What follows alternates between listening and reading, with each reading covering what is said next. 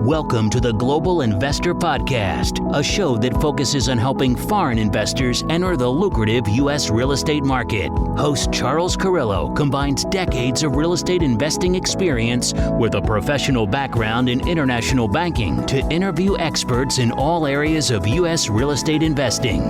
Now, here's your host, Charles Carillo. Do you have money sitting in the stock market and you're worried about it? Or worse, you have money sitting at the bank, not keeping up with inflation? My name is Charles Carillo, founder and managing partner of Harborside Partners. And since 2006, I've been investing my money and my family's money into income-producing properties. These are real assets, real properties with real addresses that produce real cash flow. At Harborside Partners, we provide passive investors who love real estate with a turnkey investing solution. If you want to put your money to work in real estate but can't find deals, don't have the time to get funding, and the last thing that productive people want to do is manage real estate. We find the deals, we fund the deals, and we manage the tenants, the termites, and the properties. Partner with us at investwithharborside.com. That's investwithharborside.com. Go to investwithharborside.com. If you love real estate, you like the idea of passive income, and believe that income-producing properties will appreciate over time, go to investwithharborside.com. That's investwithharborside.com.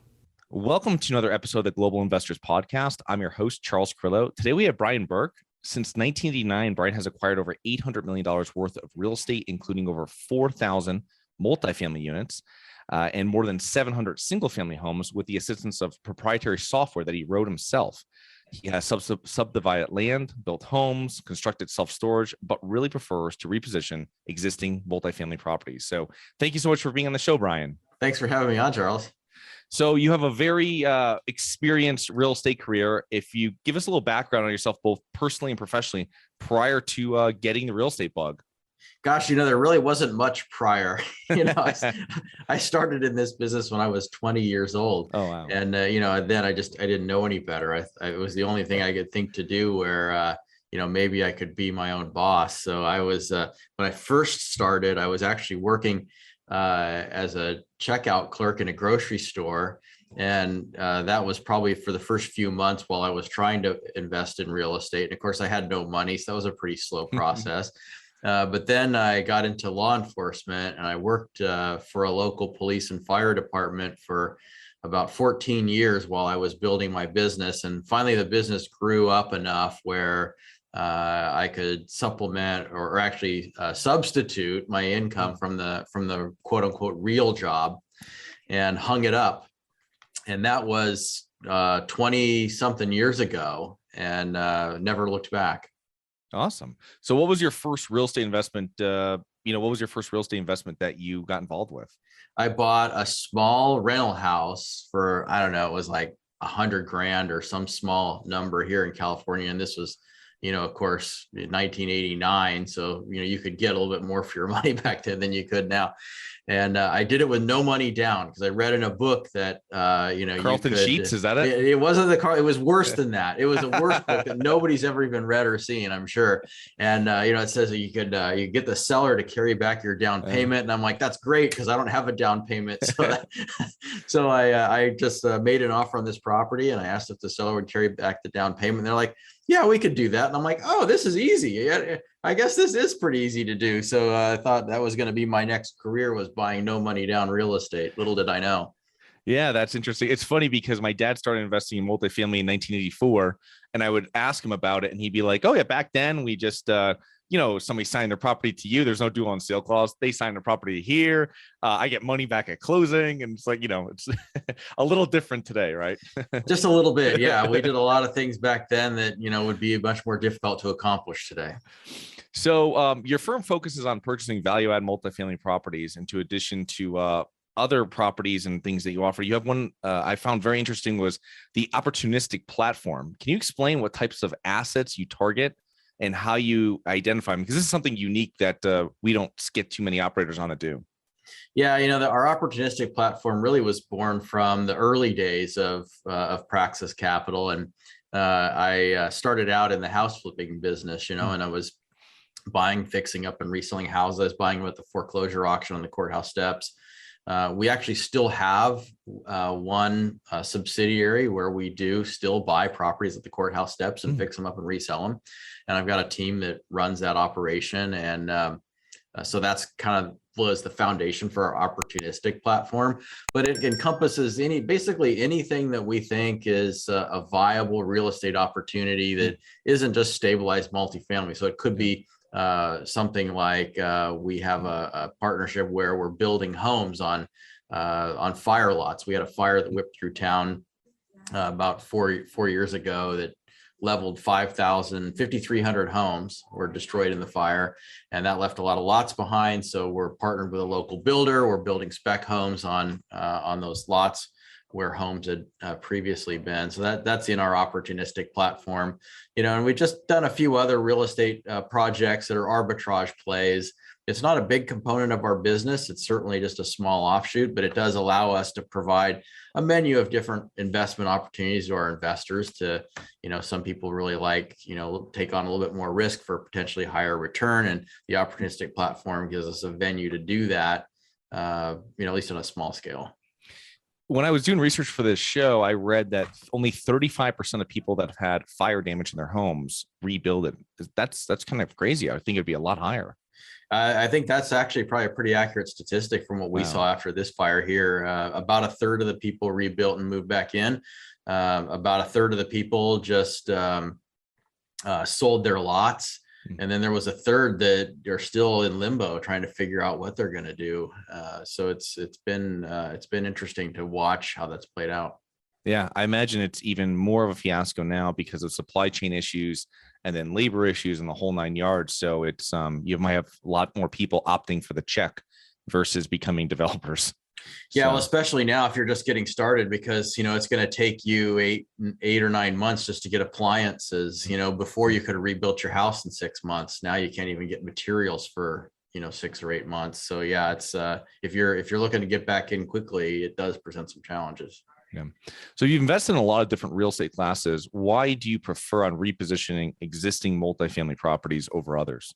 I just found it's what we're best at and what we can scale the most. And it's difficult to scale arbitrage plays. If you're out there saying like, okay, we're gonna go buy rundown properties at a discount, fix them up and hold them or sell them or whatever.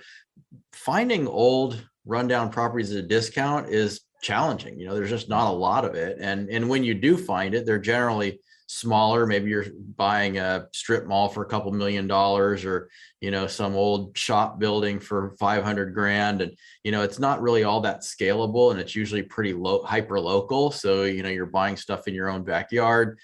I just, my backyard is California. I don't find California to be a very good place to invest in real estate. So if we want to go outside of our so-called backyard, that means traveling across the country. And I'm not going to travel across the country to go find some $500,000 shop building I can repurpose into a retail center.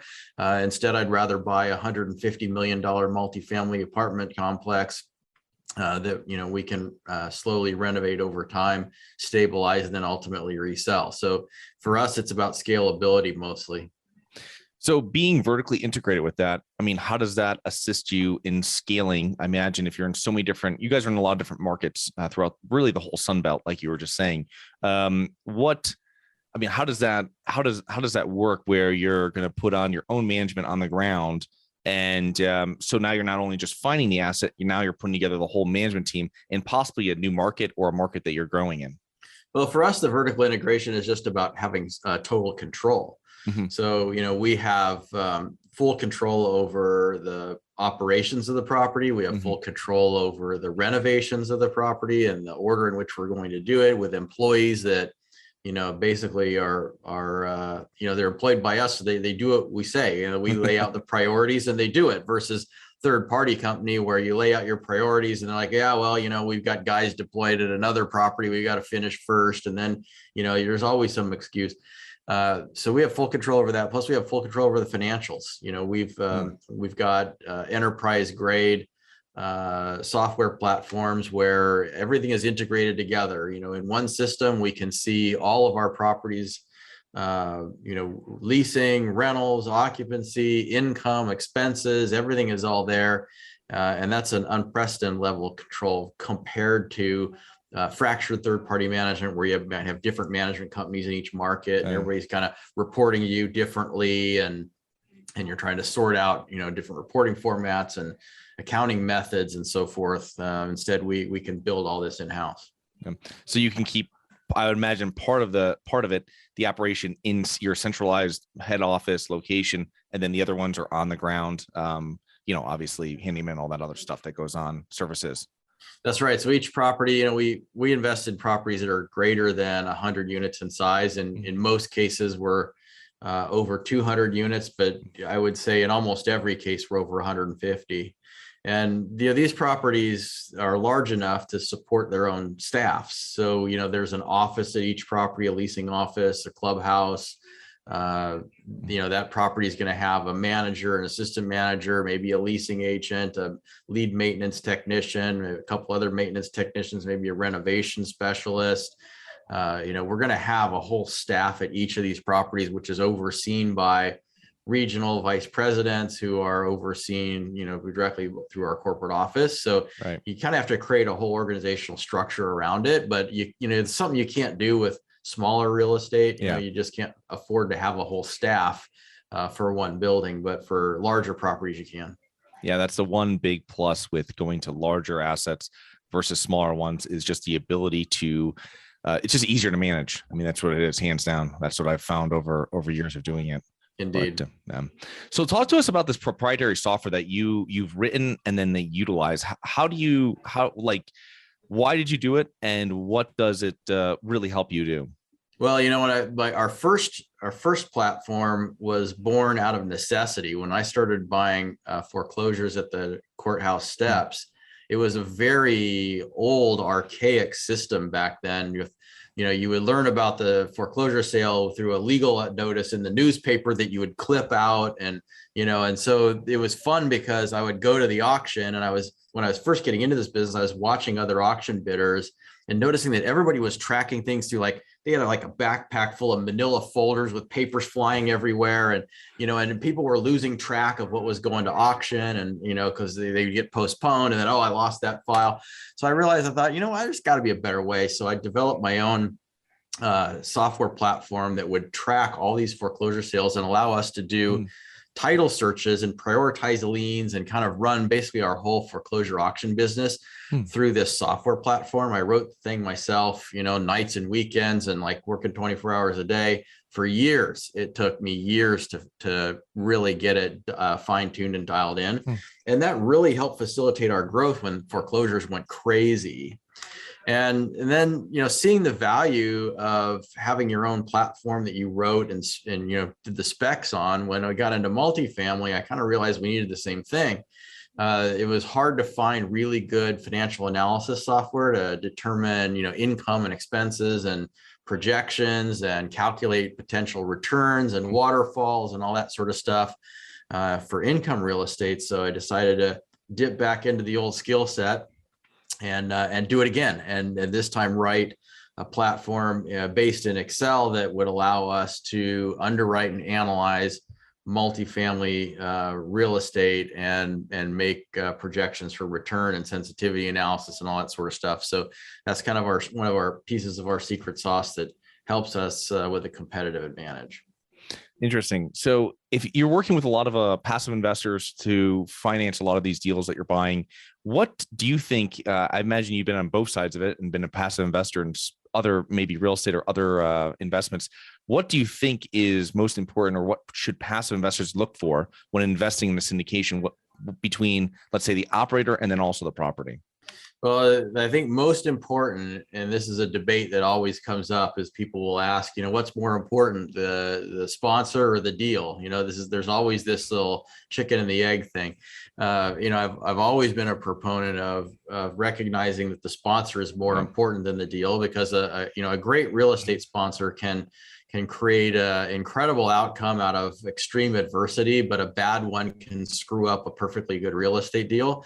So, it's really important for passive investors to understand who they're investing with. And, I wrote a book, The Hands-Off Investor, came out in 2020. That's 350 pages dedicated to everything you got to look for when you're investing in passive real estate syndications. I mean, if you wanted to boil the whole thing down to a couple sound bites, it would be look for a sponsor that has a good track record, a solid track record, and preferably one that survives some market cycles. You want to see somebody that's been able to get through adversity, survive, and be there to live another day. Because if they failed, or if they haven't been around long enough, then they might not have the skill set to get through the next adverse cycle when that comes.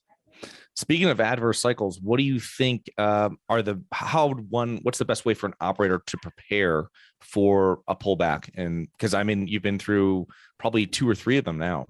At least, yeah. I think the best way to prepare is to structure your acquisitions properly. And by that, the most important way that you can structure your assets is to not take on too much debt. When I look back at the collapse of 07, 8, 9, the great financial collapse, as you call it, or the great real estate reset, or whatever you want to call it, the properties that we were buying through foreclosure from banks and elsewhere were dominantly, and I would say somewhere in the high 90s%, dominated by people who took out too much debt. They had zero equity to start with. They were doing 100% financing, or just really high levels of financing. And I'm starting to see that happen again right now. Even in the multifamily side, we're seeing, it seems like most buyers these days are using bridge debt. They're using fairly high leverage. They're doing, 80 or 90% to cost, which could equate to somewhere close to 100% purchase price. With draws coming for future fundings for renovations. And to me, that level of financing is dangerous. Right now, we're financing somewhere in the 60 to 70% of purchase price range, and we're funding our renovations out of cash. So that puts us, post renovation, somewhere around 50% LTV, which if we have a pullback, I feel that we have some margins of safety. Too much debt eliminates those margins of safety. You can find yourself winding up in a world of hurt very, very quickly. Oh, interesting.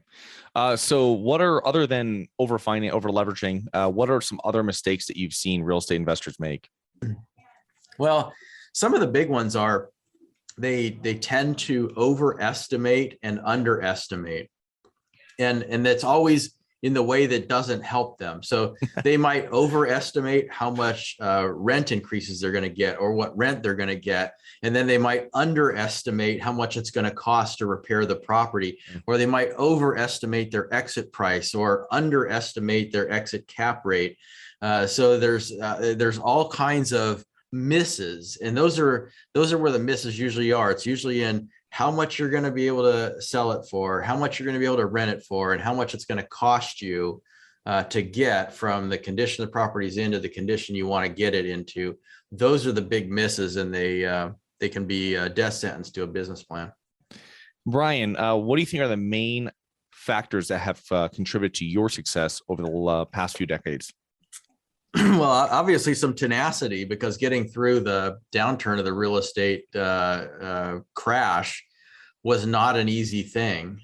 So if I had plenty of opportunities to throw my hands in the air and give up, never did. So I think that was probably a major contributor to our success. I think another contributor was that, knock on wood, after 20 something years of investing using investors' money, we've never lost a nickel of investor principal. And a track record like that helps to fuel future growth, because people recognize that if you've been able to pull that off, maybe their principal is a bit more protected than with someone that doesn't have the same track record. So I think, success breeds success. Yeah. So how can our listeners learn more about you and your business, Brian? Best ways are to check out our website for Praxis Capital. It's praxcap.com, praxcap.com. You can also follow me on Instagram at Investor Brian Burke, or check out the Hands-Off Investor, available on Amazon, bookstores, or biggerpockets.com/syndication book. Okay. I will put those links into the show notes, and I want to thank you for coming on, and looking forward to connecting with you in the near future. I appreciate you having me on, Charles. Thanks much. Thank you. Hi guys, it's Charles from the Global Investors Podcast. I hope you enjoyed the show. If you're interested in getting involved with real estate but you don't know where to begin, set up a free 30-minute strategy call with me at schedulecharles.com. That's schedulecharles.com. Thank you. Thank you for listening to the Global Investor Podcast. If you like the show, be sure to subscribe on iTunes or Google Play to get new weekly episodes. For more resources and to receive our newsletter, please visit globalinvestorpodcast.com. And don't forget to join us next week for another episode. Nothing in this episode should be considered specific, personal, or professional advice. Any investment opportunities mentioned on this podcast are limited to accredited investors. Any investments will only be made with proper disclosure, subscription documentation, and are subject to all applicable laws. Please consult an appropriate tax, legal, real estate, financial, or business professional for individualized advice. Opinions of guests are their own. Information is not guaranteed. All investment strategies have the potential for profit or loss. The host is operating on behalf of Syndication Superstars LLC exclusively.